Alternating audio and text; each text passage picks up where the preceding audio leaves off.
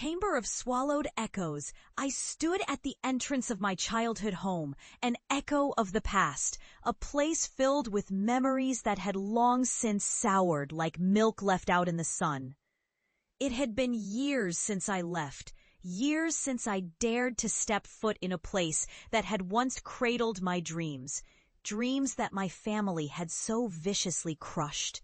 Their laughter had pierced deeper than any blade, mocking me for pursuing what they deemed a ridiculous obsession.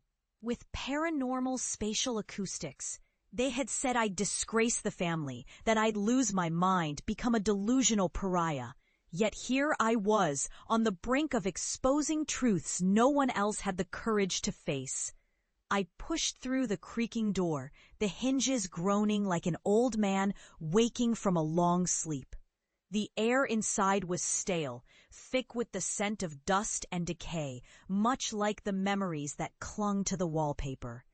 My mother was the first to notice me, her expression twisting from surprise to disbelief. "Alex," she gasped, as if my very name was a curse. "What are you doing here?" The room filled with an uneasy silence, punctuated by the shuffle of my father's heavy footsteps.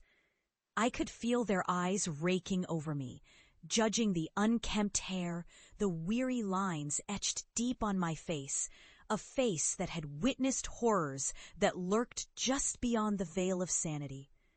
"I've come to talk," I said, my voice steadier than I felt, "about what I've discovered."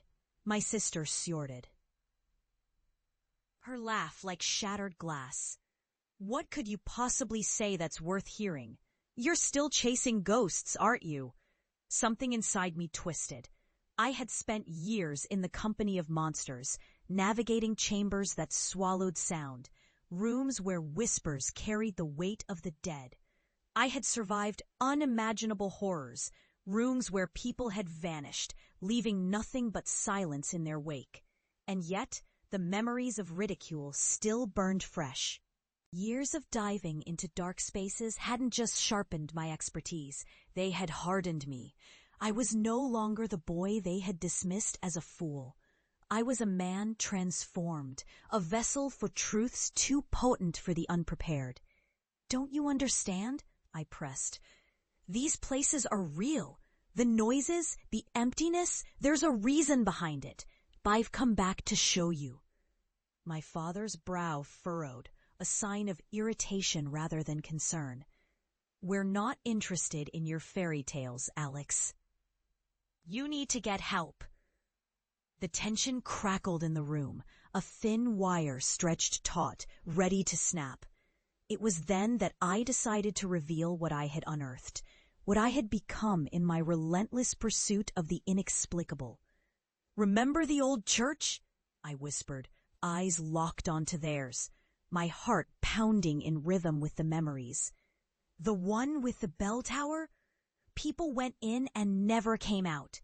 I went there. I recorded it." "Enough!" My mother's voice, a sudden storm, silenced me. "You need to leave. This isn't healthy." But they had no idea. I couldn't leave without showing them. "I'm not crazy, I promise. Just give me a chance." Something shifted in the room. I pulled out my equipment, the very devices that had recorded the darkness, the past traumas that whispered secrets when no one else dared to listen. As I set up, my family watched with a mix of disbelief and curiosity. "Just watch," I urged.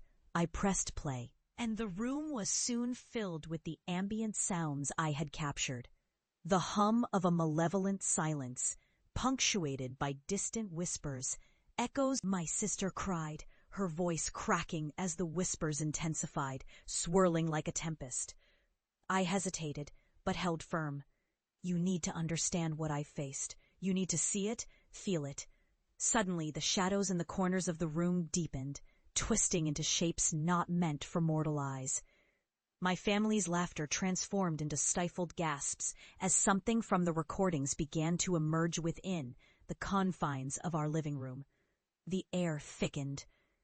And the whispers shifted from distant echoes to something intimately close, something hungry. The room felt alive, a predator looming just beyond the edge of comprehension.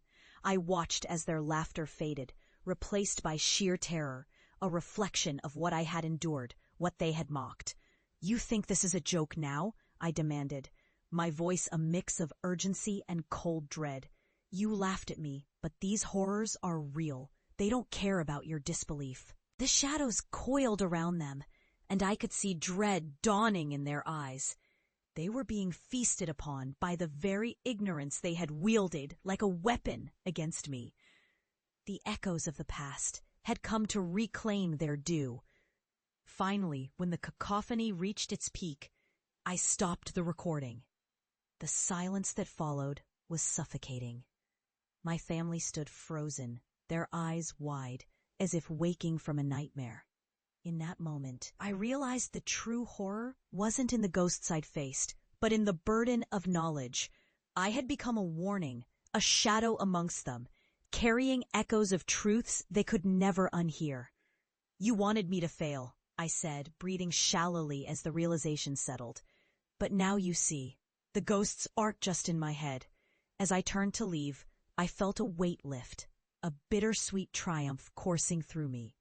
They were forever changed, shackled to the very fear they had once dismissed. I stepped back into the world beyond, knowing I had faced the darkness and emerged, not unscathed, but resolute. In the end, I would carry the horrors with me, a crown of shadows, forever etched in the chamber of swallowed echoes. The world might fear what I had unearthed, but my family's laughter had finally been silenced. Sometimes, the weight of knowledge is the heaviest burden to bear.